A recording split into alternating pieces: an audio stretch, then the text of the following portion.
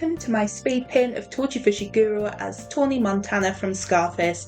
To start, I would like to apologise because I recorded the first 15 minutes of this and then realised I hadn't hit record at all, so missed a little bit, but we're still in the same stage of a rough sketch, so didn't miss too much, and we can just kind of talk about my process and probably going to yap about nonsense because this is unscripted. I just kind of want to riff and say what's on my mind at the time, and I'll probably stumble over my words a lot and I might say a lot, but I'm going to do my best not to, so please get comfy and let's buckle up for the ride and see what comes out of my mouth. Hopefully it makes sense and hopefully I don't lose track of what I'm talking about.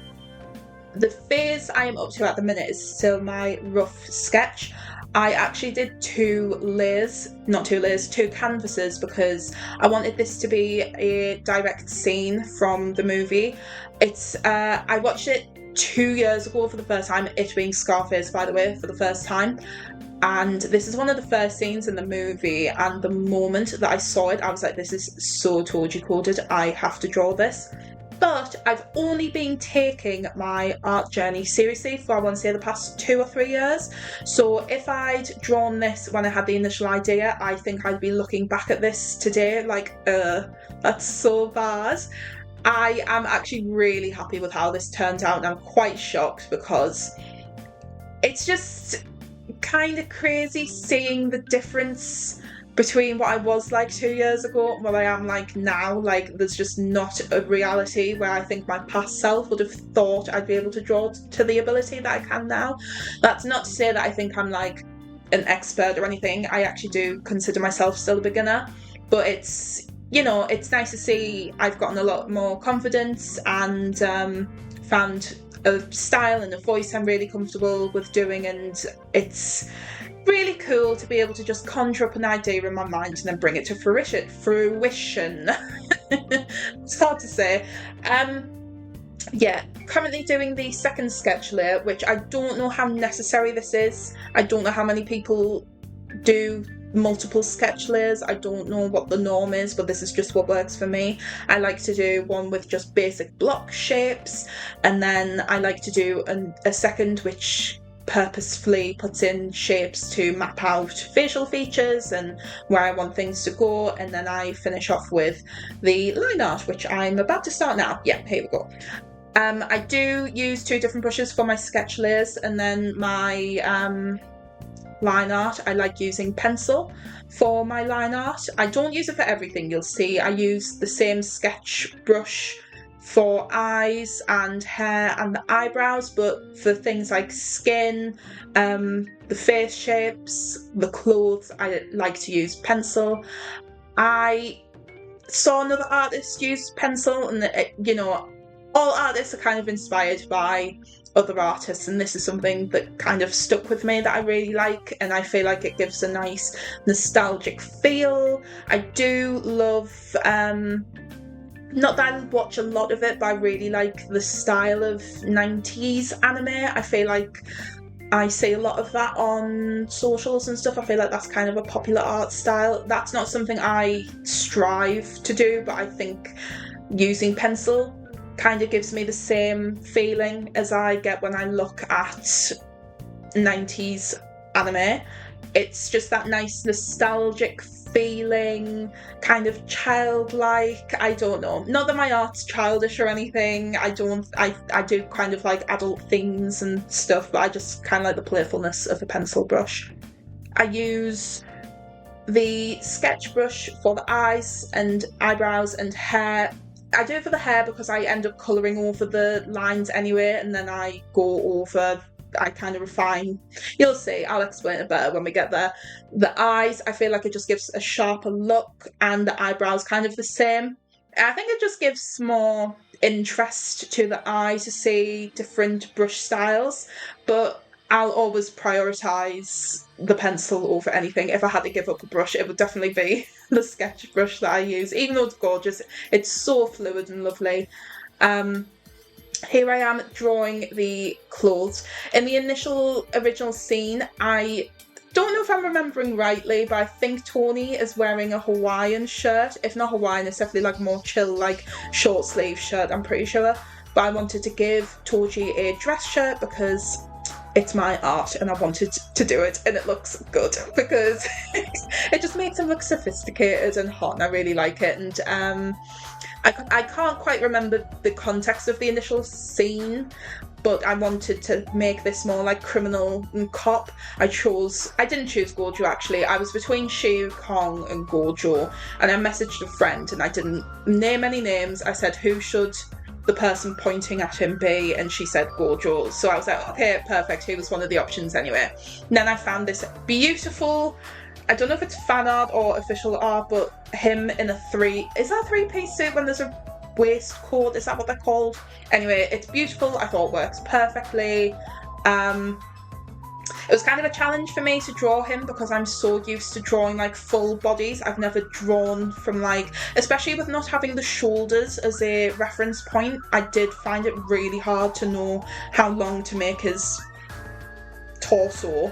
I think I did a good job though, and yeah, I really struggled with clothes and this one was really hard for me. I kind of just got to the line art phase. I was like, I'm just going to sketch it and I'll fix it later. It is what it is. I just have no idea how to translate the outfit Gojo was wearing to the pose that is in this art because I just can't wrap my head around clothes basically. It's one of the biggest mysteries to me. I don't know if it's something I will ever master, but I hope I do. I find them so difficult, and I feel like I can kind of get away with drawing them sketchily and people could look and be like, yeah, that looks good, and then as soon as it comes to colouring clothes, it's like it's all the hard work is undone. It brings down my art so much more. But in this particular piece, I am really happy with how the clothes turned out. Considering I struggle so much, I think they do actually look good and they do not ruin the piece at all. So very satisfied with all of the elements of this.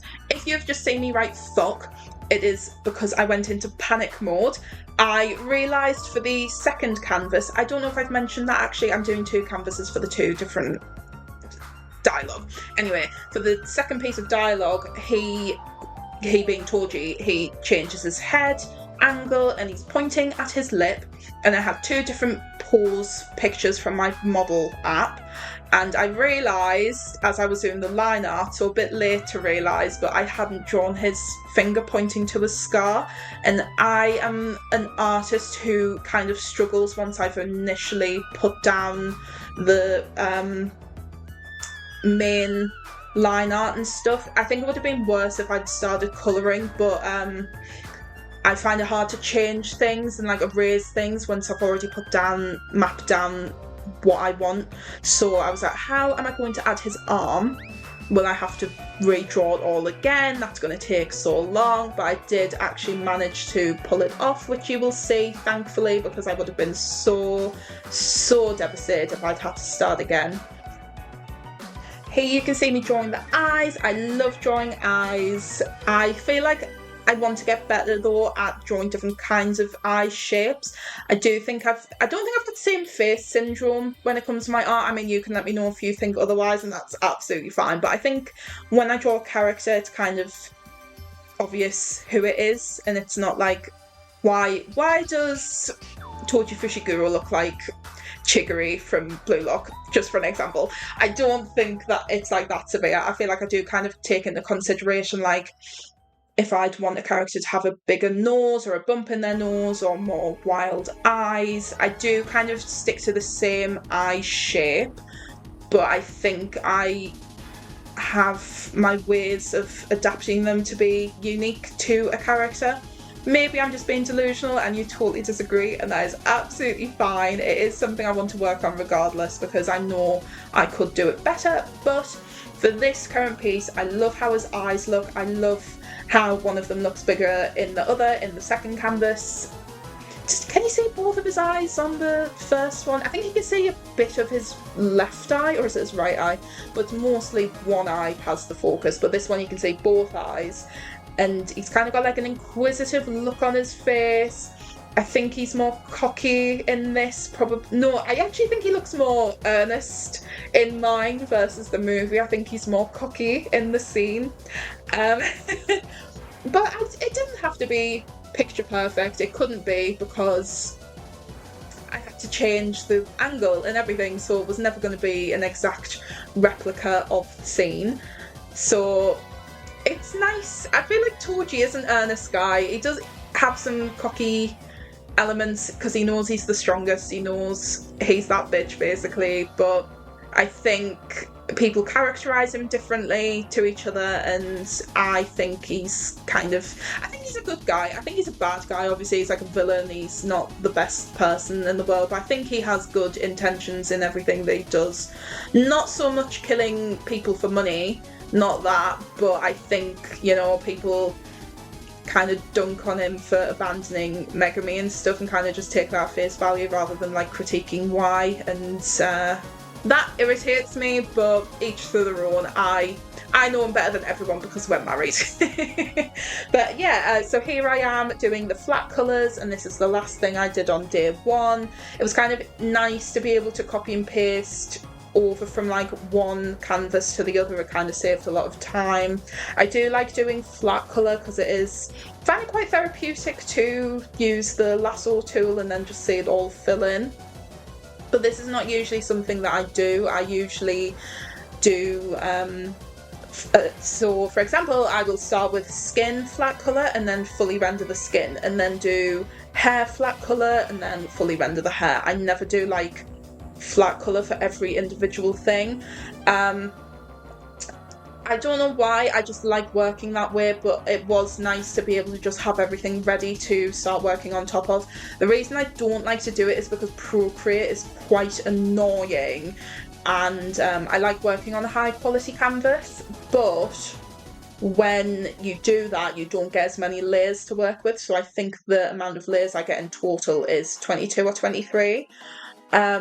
Which isn't a lot considering when I do skin. I think skin takes 7 layers, and then the way I do eyes is like 9 or sometimes even more when I do specific details. So that's like nearly taken up every layer then. So what I like to do is I'll make duplicate canvases.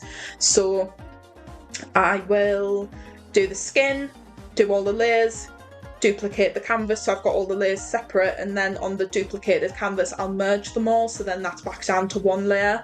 It's not ideal. I think in a perfect world, I know Clip Studio Paint lets you, I've never used Clip Studio Paint, but I'm pretty sure it lets you have infinite layers, but I'm just not comfortable at this moment in time changing my software. I've been using Procreate for years. I don't know how well I'd be able to translate my skills from Procreate to Clip Studio Paint, but I do like the idea of having infinite layers and then organising those into groups and then not having to worry about merging and potentially ruining something if I have to go back.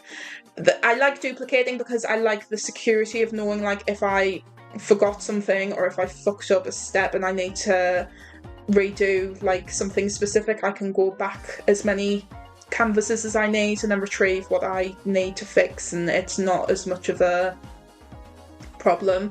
I am really precious with my layers too. Like, I make so many layers for line art because I've only I don't want to say recently, but I think more recently than not, I've started flipping the canvas to see how things look from both ways. I've seen so many posts actually, people talking about flipping the canvas propaganda, where people just don't want to do it. And I used to be exactly the same, because I was like, well, who cares? No one's going to flip the canvas of my art. So if it looks good from one direction, why do I care? But it has actually improved my art so much. If you don't want to do it, fair enough. But it absolutely is like a step I cannot go without anymore when I know the difference it makes. I think I've said this before already, I forgot, so apologies if I'm saying something twice, but if you are new here, welcome. I am not making these videos in a way to be like, yeah, I'm an expert, please ask me for advice and I can help. I make everything up as I go along. I don't think I am in a place to give advice. I really do consider myself a baby artist. There's a few things I'm confident with, but there's just like way more things I have to learn than I don't, so there's just not a reality where I would deem to say I am like a good source of advice. On the other hand, if you are an artist who has stumbled across this and are better than me, please feel free to give me advice or any tips. There is so much I have to learn, and I will be grateful to hear from anyone who has more experience. Things I am confident with, which I don't really think I need help with, is I love doing skin. Skin is like my absolute favourite thing to do. It's something I've kind of streamlined now too. I think, as you can see, I'm rendering right now. I didn't catch how many layers it was, but I want to say it's like 7. But I think in total that took me like half an hour. I feel like I'm really quick at skin, so I don't think I need too much help with that. Hair as well, I think I'm finally in a place where I feel confident doing hair. But I struggle with backgrounds and I struggle with lighting. If you have any advice in those matters, please feel free to help me out. I feel like my brain works in a way where I like everything condensed. Like art backgrounds is so much to learn and so much detail, and I think it's too much to like think about.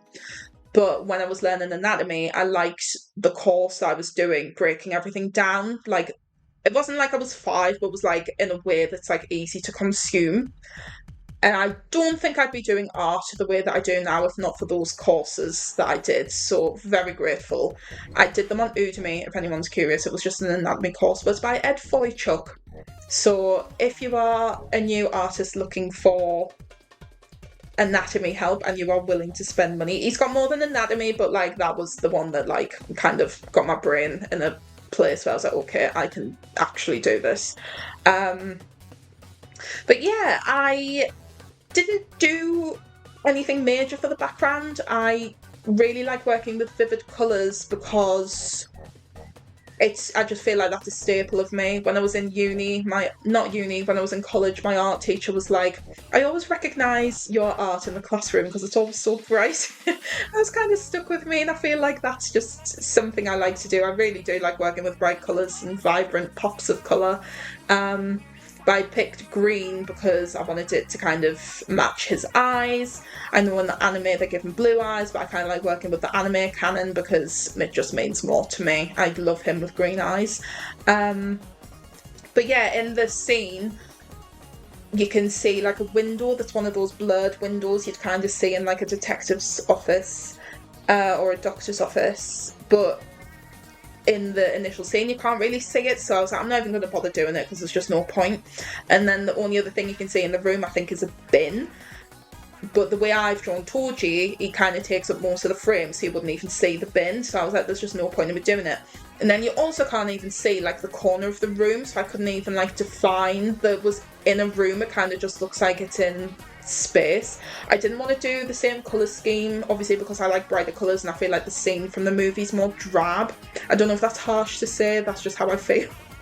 It's kind of, I don't want to say dull, but it's like a bit more like beige. So that's obviously just not something I would like to do with my colour schemes or anything. I much prefer bright colours. So I thought I will try and make it look like a room still, but make it bright. I don't think I achieved that, but I don't really care because I like how it turned out anyway.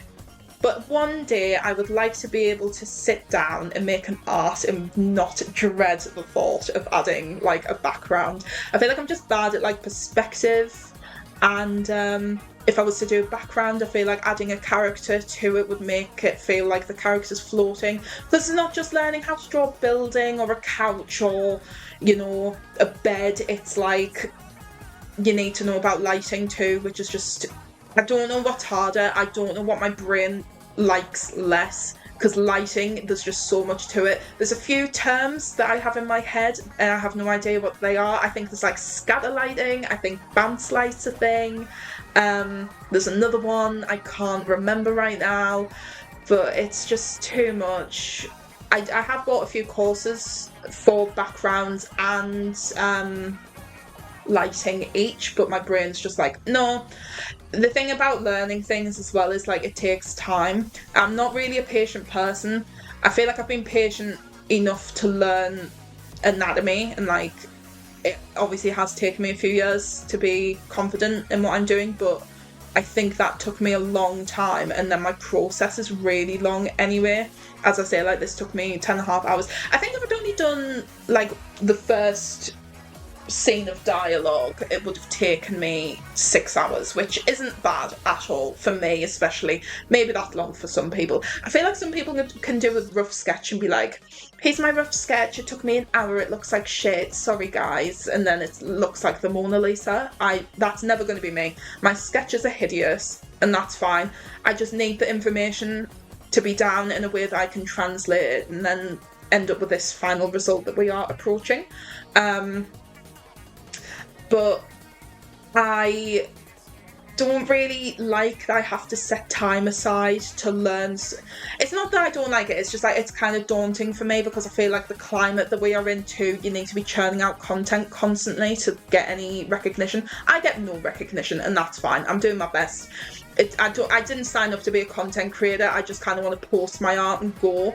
But the current climate for an artist is like, you need to be churning out content, and that's too much. So doing that on top of actually making the art, and then I have to make it in a way that's consumable for people on TikTok or YouTube or anything.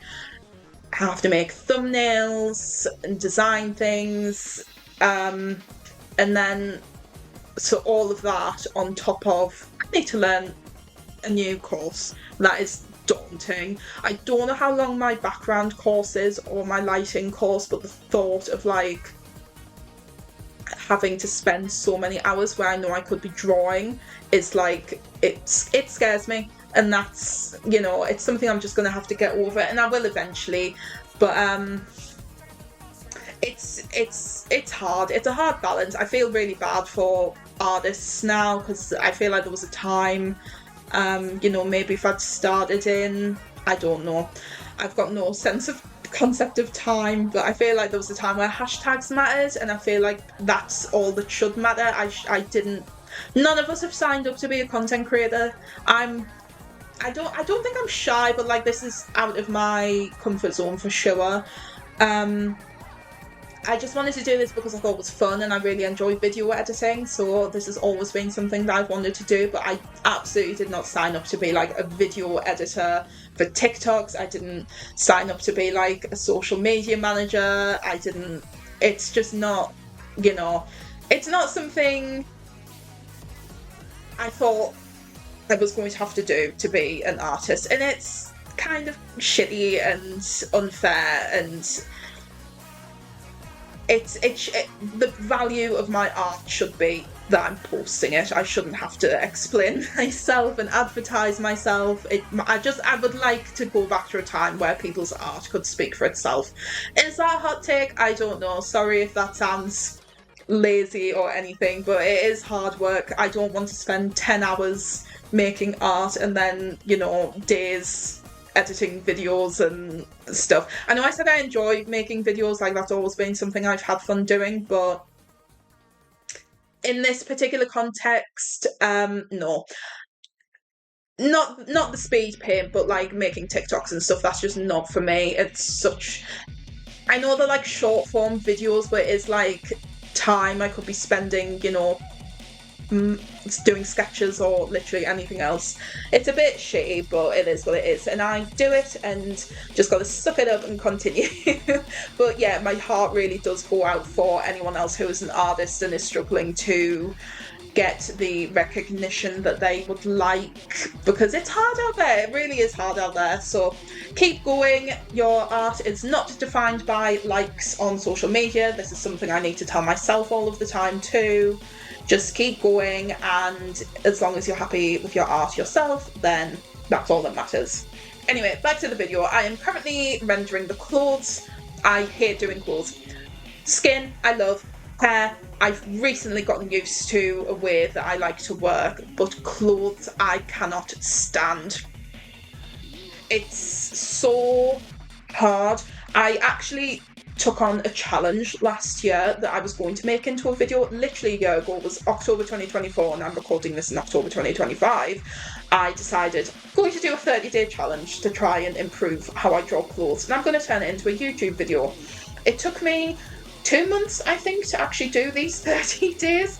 But I think I definitely improved from the start to the finish, but I still wasn't in a place where I was comfortable. There's just too much to learn.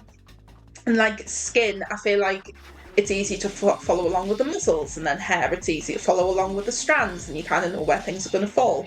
But clothes are so unpredictable. There's so many types of folds. There's different materials, and things change shape when the material is different. So I feel like just nothing is consistent. There's not been anything where I've thought of like as a little hack to be like, okay, my brain can understand this.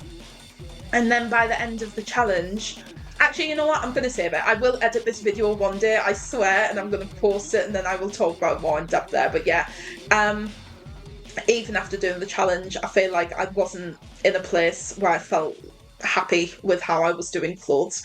But I've started adopting a technique. You might have seen when I was doing his shirt. I'll probably do it again when I start rendering this second version. I started doing like little cross hatchings, because in my head I'm like, yeah, this pulls it all together. This makes it look real and like material, and yeah, everyone's gonna buy it. Maybe I'm being delusional. Either way, it's the best I've got, guys. This is all I've got right now. I am going to try and improve. But, yeah, this is the best I can do. I am actually happy with how it looks. I think, especially considering how daunting clothes are for me, it is, I'm very impressed. I have done some horrible clothes in my time that just completely drag down the quality of my work. There's something I did last year for one of my Orsay's birthdays, and I loved how I did her lips, her lipstick, her base, the background even though I'm not confident with backgrounds. I was like, yeah, this is probably one of the best things I've done. And then you look at the clothes and it's like, ew, ew. So yeah, there's been too many arts that's been dragged down by my inability to do clothes, so I kind of did decide to take it into my own hands after I did that art to try and attempt the 30-day challenge I came up with. But yeah, I think I'm in a place now where I can kind of cheese doing clothes. It's like good enough. I don't know how consistent that is, but maybe next art I do after this Toji piece, I will do clothes on it and be like, we need to work on this. I definitely want to work on it regardless, because the thought of enhancing my ability to be able to be confident with clothes, that's just something I don't see for me. But I would like to maybe next year look back at this video and think, proved you wrong. You are amazing at clothes now. Will it happen? Who knows? It will only happen if I practice. But for now, I feel like, because I feel not comfortable, but like it's passable, the way I do clothes, I feel like I want to kind of take on something new.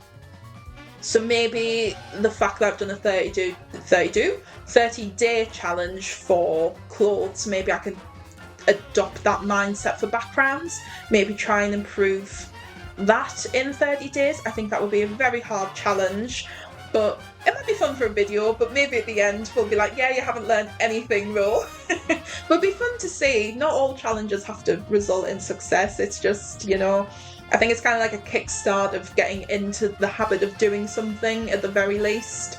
So yeah, maybe that's something to think about. And the same with lighting. I definitely think those are going to be my 2026 what's it called, like a New Year's resolution.